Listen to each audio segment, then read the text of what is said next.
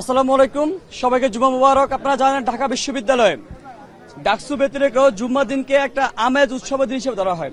তাছাড়া জুমার দিন আমাদের মতো গরিবদের জন্য হজের দিন। আজকে নামাজ পড়তে এসে আমার একটা অনুভূতি হলো, আমি কিছুটা যখন মসজিদে ঢুকতেছি কিছুটা আবেগে আপ্লুত হলাম যে অবশেষে আমাদের লড়াই সংগ্রামের যে একটা গতি হতে যাচ্ছে, ডাকসুটা হতে যাচ্ছে। আমরা দীর্ঘদিন লড়াই সংগ্রাম করলাম, সে 19 সালে ক্যাম্পাস আসার পর থেকে, যে শিক্ষার্থীদের অধিকার কিভাবে নিশ্চিত করা যায়, শিক্ষার্থীদের অধিকার আদায় স্বার্থের জায়গাটা কিভাবে সমুন্নত করা যায়, একটা প্ল্যাটফর্ম তৈরি করা যায়। দীর্ঘদিনের লড়াই সংগ্রাম অবশেষে সত্যি হতে যাচ্ছে, আমাদের স্বপ্নটা অবশ্যই সত্যি হতে যাচ্ছে। আমি অনেকটা এটা ভাবতে গিয়ে আবেগে আপ্লুত হতে গেলাম। আমি চিন্তা করলাম, আমি ভাবলাম যে এই যে ডাকসু হতে যাচ্ছে, আর মাত্র হাতে গোনা কয়েকটা দিন বাকি। আমাদেরকে আর ঘন্টার পর ঘন্টা বিসি স্যারের সামনে গিয়ে দাঁড় করে থাকতে হবে না। আমাদেরকে আর আমার বোনদেরকে একটা সিটের জন্য 5 আগস্ট পর মতো জায়গাও তাদেরকে রোদে পুড়ে বৃষ্টিতে ভিজে বিসি স্যারের বাসার সামনে আবারও ধর্ণা দিতে হবে না। এটা আমাদের আসার জায়গাটা। আমার যে বোন নিপীড়ন নির্যাতনের শিকার হয়েছে, হেনস্থার শিকার হয়েছে শুধুমাত্র পোশাকের জন্য, তার বিচারটা নিশ্চিত করা যাবে। আমাদের স্বপ্ন মনে হয় সত্যি হচ্ছে, আমার ভাই সাম্যর বিচারটা নিশ্চিত করা যাবে। একই সাথে আর কোন সাম্যকে যেন ক্যাম্পাসের মধ্যে জীবন দিতে না হয়, সে নিরাপদ ক্যাম্পাস আমরা প্রতিষ্ঠা করতে পারবো। আমরা নারীদের জন্য সেই ক্যাম্পাস প্রতিষ্ঠা করতে পারবো, যে ক্যাম্পাস নারীরা নির্ভয়ে ঘোরাফেরা করতে পারবে, যে ক্যাম্পাসে নারীরা তার স্বকীয়তা চর্চা করতে পারবে। এই ক্যাম্পাস ভবগুরুদের আড্ডাখানা হবে না। আমাদের ভাবনার জায়গাটা ওই জায়গায়, আমাদের প্রত্যাশার জায়গাটা ওই জায়গায়। এই ক্যাম্পাস শিক্ষার্থী বান্ধব হবে, যে ক্যাম্পাস আমাদের মতো শিক্ষার্থীদের জন্য, সেই ক্যাম্পাস আমরা শিক্ষার্থীরা যে শুধুমাত্র উপেক্ষিত, নিষ্পেষিত, নির্যাতিত, এই দিনটার অবসান করতে যাচ্ছে অবশ্যই ডাকসু নির্বাচনের মধ্য দিয়ে। এই যে আমাদের ভাবনা চিন্তার যে জায়গাটা, আমাদের আর একটু ভাবতে হবে। এই জায়গা থেকে ঢাকা বিশ্ববিদ্যালয়ের শিক্ষার্থীদের প্রতি আমার আহ্বান, আমি ব্যক্তি আব্দুল কাদের আহ্বান, যে আপনারা ডাকসুর প্রতি মুখ ফিরিয়ে নেবেন না। অনেকে নানান কলা কৌশল আঁকবেন, অনেকে নানান চক আঁকবেন, নির্বাচনের বুথ থেকে শুরু করে, ভোট কেন্দ্রের বুথ থেকে শুরু করে, নানান আতঙ্ক সৃষ্টি করা থেকে শুরু করে নানান রকম মেকানিজম এখানে তৈরি করবেন, আপনাদেরকে বিতৃষ্ণা বিমুখ গড়ে তুলবেন। সেই জায়গায় আপনারা অবশ্যই এতদিন পরে আপনাদের স্বপ্নের জায়গাটা সত্যি যাচ্ছেন। গণ অভ্যুত্থান পরবর্তীতে যেই স্বপ্ন বাস্তবায়ন হওয়ার কথা, শিক্ষার্থীদের অধিকার আদায়ের প্ল্যাটফর্ম কার্যকর হওয়ার কথা, সেটা দীর্ঘ 1 বছর পরে সেটা বাস্তবায়িত হয়ে যাচ্ছেন। আমাদের লালিত স্বপ্ন, দীর্ঘদিনের স্বপ্ন বাস্তবায়িত হতে যাচ্ছেন। সেই জায়গায় আপনারা ডাকসুকে কার্যকর করুন। যারা নির্বাচিত হবে, আপনি আপনার প্রতিনিধি নির্বাচন করুন, আপনি আপনার ভাগ্য নির্বাচন করুন, যেন কেউ আপনার এই যে নির্লিপ্ততা, নির্বিকার মনোভাবকে কাজে লাগিয়ে আপনার ভাগ্যকে নিয়ে সিনেমিনি খেলা না করতে পারে। আমরা আপনাদের এই আহ্বান জানাতে চাই।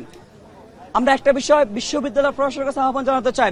দীর্ঘ 1 বছর পার হয়ে যাওয়ার পর, নানান তাল বাহানার পরে, নানান ষড়যন্ত্র পরে বিশ্ববিদ্যালয় প্রশাসন, নির্বাচন কমিশন ডাকসু কেন্দ্রিক গুরুতরভাবে তারা পরিশ্রম করে যাচ্ছেন, গুরুতরভাবে তারা মুখ দিয়ে যাচ্ছেন। তবে একটাই আহ্বান, শিক্ষার্থীদেরকে এমন কোনো কাজ করবেন না যে কাজ শিক্ষার্থীদেরকে ডাকসুর প্রতি বিমুখ করে, যে কাজ পরবর্তীতে আমরা আবারও দাঁড়িয়ে 1 বছর পরে যেন শিক্ষার্থীরা বলতে না হয় যে ডাকসু শুধুমাত্র ফর্মালিটি মেনটেনের জন্য হয়েছে, কোনো কাজের কাজ হয় নাই। আমরা বলতে চাই, শিক্ষার্থীরা ভোট কেন্দ্রে আসার জন্য যত রকমের ব্যবস্থা করা দরকার, শিক্ষার্থীদের দৌড় গোড়া ভোট কেন্দ্রে নিয়ে যাওয়ার জন্য, ভোটকে উদযাপন করার জন্য, সুষ্ঠু করার জন্য, লেভেল প্লেইং ফিল্ডটা নিশ্চিত করার জন্য যত রকম কার্যক্রম করা দরকার, আপনারা সেগুলো হাতে নেন। আমরা এতটুকু আহ্বান জানাচ্ছি।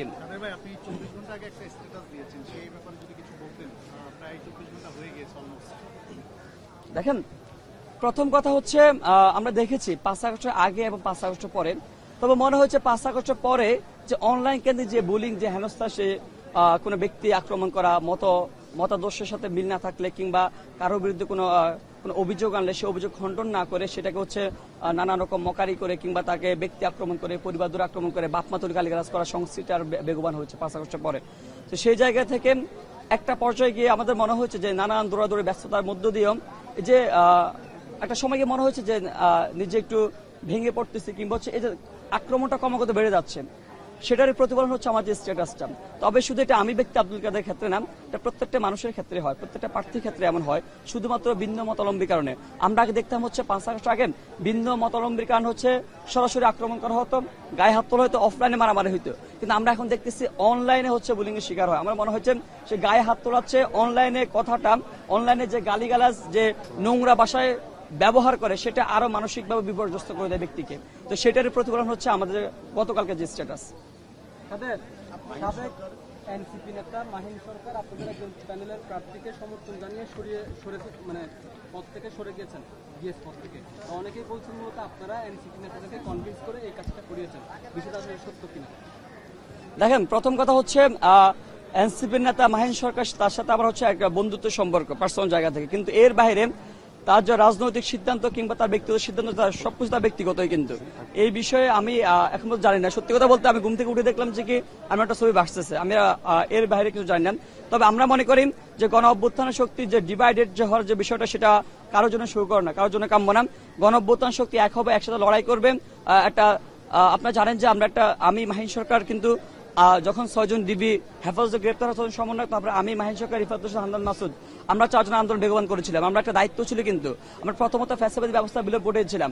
তার পরবর্তীতে আমাদের দ্বিতীয় যে দায়িত্বটা, সেটা হচ্ছে নতুন ব্যবস্থাটা হাজির করা। সেই জায়গা থেকে মাহিন যে সিদ্ধান্ত নিয়েছে, আমি মনে করি সেটা তার ব্যক্তিগত সিদ্ধান্ত হলে সেই সিদ্ধান্ত সাধুবাদ জানাই। কারণ আমরা যদি ডিভাইডেড হই, যদি আমরা একসাথে না থাকতে পারি, তাহলে হয়তো দ্বিতীয় যে দায়িত্ব সেটা আমরা পালন করতে হিমশিম খেয়ে যাব। তো মাহিনের সিদ্ধান্তকে সাধুবাদ জানাই। আমরা মনে করি গণ অভ্যুত্থানের শক্তি এক থাকলে গণ অভ্যুত্থান যে অপশক্তি আছে, তারা আর কোনো সুযোগ পাবে না। আমরা দেখেছি অপশক্তিরা মাথা ছাড়াই উঠেছে। সেই জায়গায় যদি আমরা এক থাকি, আমরা একসাথে আবার লড়াই করব। আমাদের দ্বিতীয় যে দায়িত্ব, যে নতুন ব্যবস্থাপনা, নতুন বন্দোবস্ত হাজির করা, সেটা আমরা মাহিন সরকার মিলে সেটা সুফল ভাবে আমরা বই নিয়ে আসবো। এটা আমাদের কামনা। গণ অভ্যুত্থানের শক্তি ছাত্রদল, শিবির বা বাকিরাও, বামপন্থীরাও, ছাত্রদল এবং শিবির এরাও গণ অভ্যুত্থানের অংশ। আপনারা কি এদের সাথে কোনো বৃহত্তর জোট করবেন কিনা সংহতির জন্য? দেখেন, সেটা হচ্ছে কি, আমি গণ অভ্যুত্থান শক্তি বলতে আমি বুঝাচ্ছি যে আমি মাহিন সরকার আন্দোলন সময় একসাথে আমরা আন্দোলন পরিচালনা করেছিলাম। আমরা জানেন যে 4 জন সমন্বয়ক ডিবি হেফাজতে, 6 জন যখন ডিবি হেফাজত ছিল, তখন আমরা 4 জন সমন্বয়ক আমরা একসাথে বসে সকলকে সিদ্ধান্ত নিয়ে আমরা একসাথে আলাপ আলোচনা করে আন্দোলন কর্মসূচি আমরা বেগবান করেছিলাম। সেই জায়গায় ওই প্রেক্ষিতে আমি গণ অভ্যুত্থান শক্তি বলেছি। তো যদি বৃহৎ স্কেলে কথা বলেন, সেক্ষেত্রে রাজনীতিতে সেটা আলাপ আলোচনার বিষয়, কিংবা যে কোনো সেটা সিদ্ধান্তের বিষয়, কিংবা যে কোনো আলাপ আলোচনার বিষয়, এই বিষয়ে কোনো বিন্দুগত আলাপ আলোচনা কোনো কিছু হয় নাই। কিন্তু